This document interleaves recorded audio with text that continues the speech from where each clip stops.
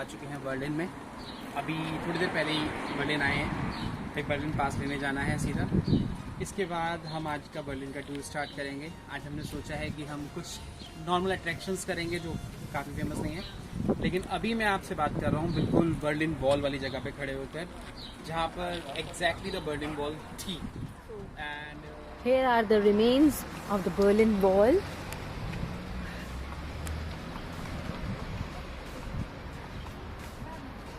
See? ready? Okay. Direction of the Berlin is the Berlin Wall, and आप देख सकते हो यहाँ पर ये है कुछ remains of the Berlin Wall. I like to touch it, so I've touched the history. This is the original Berlin Wall. This side, जिधर हम खड़े हैं इस टाइम पे, वो था the eastern Berlin that was under the USSR, and उसके उधर दूसरी साइड था अमेरिकन बर्लिन। ये है यूएस आर्मी चेक पॉइंट। जब बर्लिन वॉल बनी हुई थी उस टाइम पे लीगली लोग इसी जगह से यूएसएसआर वाले जर्मनी और अमेरिकन जर्मनी में आना जाना करा करते थे। वर्ल्ड वॉर 2 के टाइम पर ये एक बहुत ही फेमस और एक बहुत ही इम्पॉर्टेंट प्लेस था। आप यहाँ पर यूएस आर्मी के ऑफिसर्स के साथ 3 यूरो में फ़ोटो भी खिंचवा सकते हैं। और अब मैं आपको लेके चलता हूँ US army checkpoint Charlie museum. Actually जब बर्लिन वॉल बनी हुई थी तब लोग बर्लिन वॉल को बहुत ही इलीगल तरीके से क्रॉस करने की कोशिश करते थे, और उन्हीं कुछ तरीक़ों को और उसी टाइम पर यूज़ किए गए अलग अलग इक्विपमेंट्स को इस म्यूज़ियम में रखा गया है। कभी भी जर्मनी आए तो यहाँ पर आकर इस जगह को देखना ज़रूर बनता है। सो गाइज, अब हम आ चुके हैं the memorial of the murdered Jews. Hitler के टाइम पर बहुत ज्यूज़ की जान गई, आप सब लोग जानते हैं। उन्हीं के लिए एक ये मेमोरियल बनाया गया है, जहाँ हज़ारों के नंबर में ग्रेवयार्ड बनाए गए हैं। ये ओरिजिनल नहीं है, ये सब सिंबल है, right, just to remember the people who died during that time. It's huge, you can see. It's very big, and you can go inside also. अंदर भी इसमें एक एग्जीबिशन सॉर्ट ऑफ है। 3 यूरो खर्च करके आप अंदर जा सकते हैं। अब जो आप पार्किंग देख रहे हैं, एक्चुअली इतिहास में इसका एक बहुत ही इंपॉर्टेंट प्लेस है। शायद आपको ये जगह देखकर यकीन ना हो, लेकिन ये है हिटलर का बंकर। जी हाँ, एक्चुअली हिटलर वर्ल्ड वॉर 2 के टाइम पर अपनी पूरी फ़ौज के साथ यहीं पर टिका हुआ था, लेकिन क्योंकि हिटलर को जर्मनी में अब बहुत रिस्पेक्ट नहीं दी जाती है, तो उसके बंकर को भी कोई ख़ास महत्व ना देते हुए इस जगह को एक पार्किंग में कन्वर्ट कर दिया गया। और बस यहाँ पर एक बोर्ड लगा हुआ है जिसमें आपको पूरा लेआउट दिखता है, और यहाँ पर उसके अलावा कुछ भी नहीं है। हिटलर के बंकर के पास ही हमें ये एक अजीब सा पोल नज़र आया। गूगल करने में पता चला इसका नाम है फेस शेप लैम्प, और इसी बिल्डिंग के ठीक पीछे है हिटलर का बंकर। दिखने में थोड़ी अलग सी थी, बट नो डाउट इंटरेस्टिंग लगी। और अब आप देख रहे हैं बर्लिन का सबसे बड़ा चर्च। इसका डोम बहुत ही बड़ा है, और इस चर्च का नाम है द बर्लिनर डोम। चर्च को अंदर से देखने में मज़ा आ गया। बहुत ही लग्जरियस, बहुत ही ब्यूटीफुल और बहुत ही यूनिक चर्च था।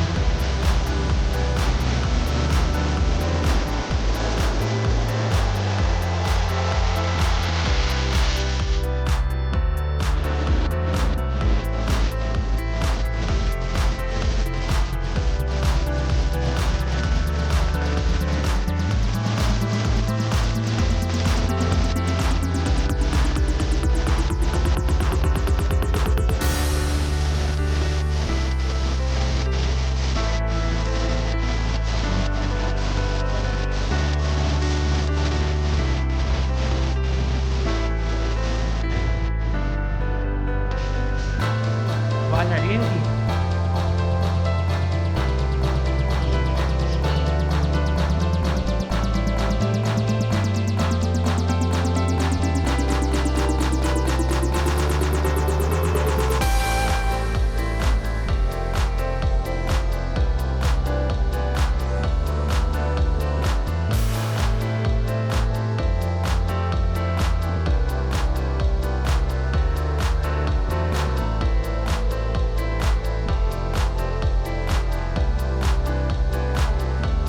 अभी देख रही हैं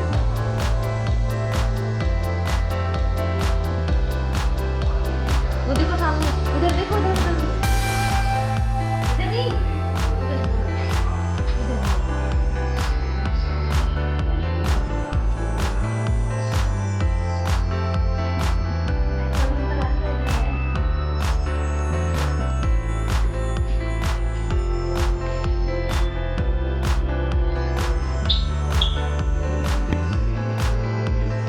या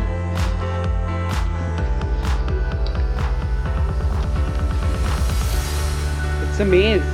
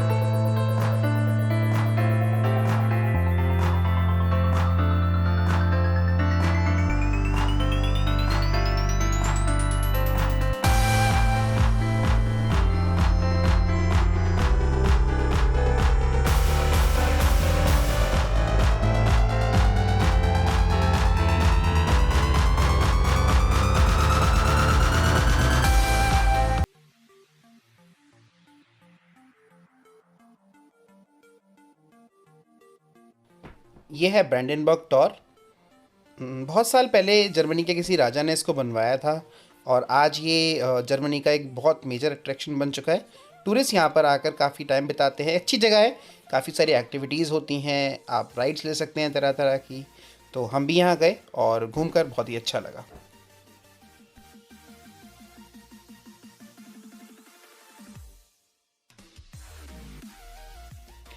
नाउ डे 2। एक्चुअली डे 2 को हमने बर्लिन के बहुत सारे म्यूज़ियम्स को देखा। बर्लिन में कहने को तो वैसे 10 से 15 म्यूज़ियम्स हैं, लेकिन 5 म्यूज़ियम बहुत ही इम्पॉर्टेंट हैं, जिसमें आपका अल्टे नेशनले, नेशनल गैलरी, न्यूज़ म्यूज़ियम, पेर्गामॉम और बोर्ड म्यूज़ियम। इन पांचों म्यूज़ियम में दुनिया भर की अलग अलग जगहों से बहुत ही यूनिक आर्टिफैक्ट्स रखे हुए हैं। जैसे कि अब आप देख रहे हैं बेबीलोन सभ्यता का स्टार गेट। इसे यहाँ पर बहुत ही बड़ी दीवार पर रिकंस्ट्रक्ट किया गया है। ये बिल्कुल ओरिजिनल लगता है। इसके अलावा जो आप अभी बैकग्राउंड में देख रहे हैं, ये रोमन साम्राज्य का एक बहुत ही बड़ा एरिया है जिसे रिकंस्ट्रक्ट किया गया है। और कुछ इस्लामिक सभ्यता से भी बहुत बड़े कारपेट्स रखे गए हैं। अलग अलग गैलरीज में यहाँ पर पेंटिंग्स बहुत फेमस हैं, जैसे कि ये पेंटिंग डेथ डिनोट करती है।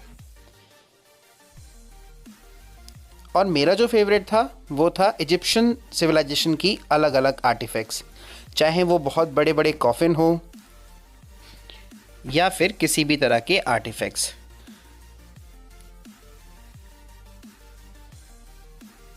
जैसे कि ये फेस के साथ ममी, जो कि अपने आप में एकदम यूनिक है, और रियल मैन साइज से भी बड़े कॉफिन। और यहाँ एक कॉफिन नहीं, ऐसे 50 कॉफिन रखे हुए थे। ये रोमन साम्राज्य का एक बहुत ही बड़ा आर्किटेक्चर है जो यहाँ दिखाया गया है। काफ़ी बड़ी पेंटिंग्स भी रखी हुई हैं यहाँ पर।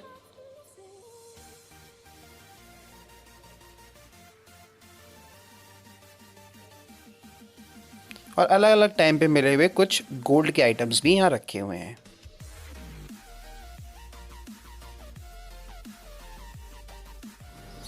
फिल्म देखने के बाद जब हम लोग थोड़ा थक गए और हमने लंच करने का डिसाइड किया, तो हमारी लंच करते करते हमारे साथ कुछ स्पैरोज़ ने भी लंच किया और ये चिड़िया यहाँ पर आकर हमारे साथ भी खाने लगी। इन्हें हाथ पे रख कर कुछ खिलाने में मुझे बहुत मज़ा आया। आप भी इंजॉय कीजिए। इसके बाद बैक टू वर्क और हम फिर दूसरे म्यूज़ियम में गए। यह है बोर्ड म्यूज़ियम। काफ़ी बड़ा म्यूज़ियम है, हालांकि अंदर रखी हुई चीज़ें कोई ख़ास मुझे पसंद नहीं आई।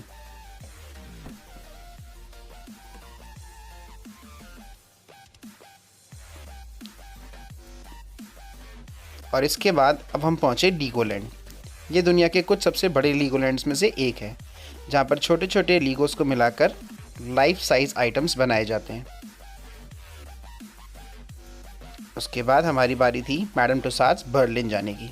यहाँ पर हमने वैरायटी ऑफ वैक्स म्यूजियम्स देखे, चाहे वो एन फ्रैंक हो जो अपनी डायरी पर काम कर रही हैं, my personal favourite will Smith,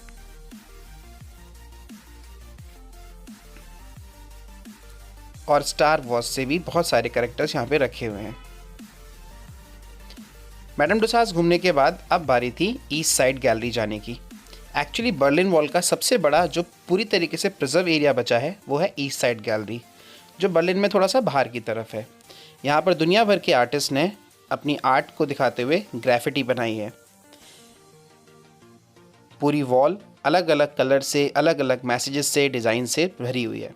हमारे भारत का झंडा भी यहाँ पर मैंने देखा। कुछ ग्राफिटी तो रियलिटी में बहुत ही मीनिंगफुल हैं, देखने में बहुत अच्छी लगी। आर्टिस्ट ने अपना दिल निकाल के रख दिया है। इसके अलावा इसी के साइड में हमें मर्सिडीज़ बेंज एरिना भी दिखा, जहाँ पे मर्सिडीज़ बनाई जाती हैं।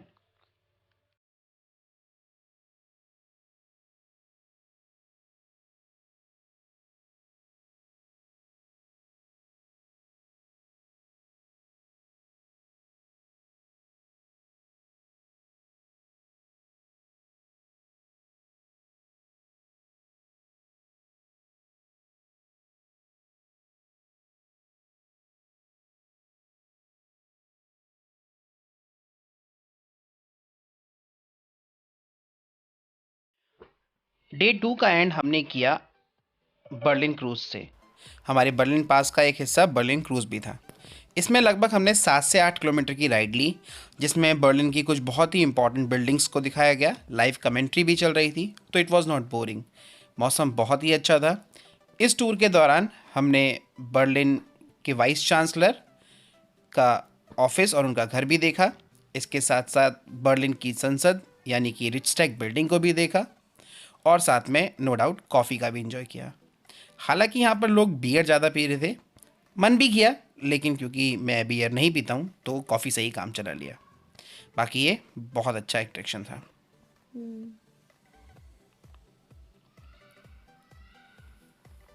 Now day 3 was for the hope on hope of बस। और इसके अलावा आज के दिन हमने एक और मेजर अट्रैक्शन कवर की, जो थी ओलंपिक स्टेडियम। बर्लिन में जब ओलंपिक्स हुए थे तो इसी स्टेडियम में हुए थे। स्टेडियम एक्चुअली बर्लिन सिटी से थोड़ा बाहर है, तो एस बाहन लेके यानी वहाँ की लोकल मेट्रो लेकर हम वहाँ तक पहुँचे।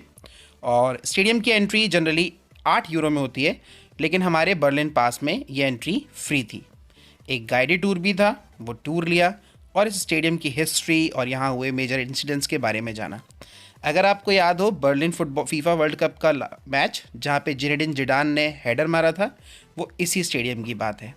और हाँ, यहाँ पे हमें एक स्पेक्टेटर भी मिला जो खाली स्टेडियम को देख रहा था। इसके अलावा इसके बाहर रखी हुई है वो बेल, जिसको बजाने के बाद ओलंपिक्स का स्टार्टिंग हुई थी।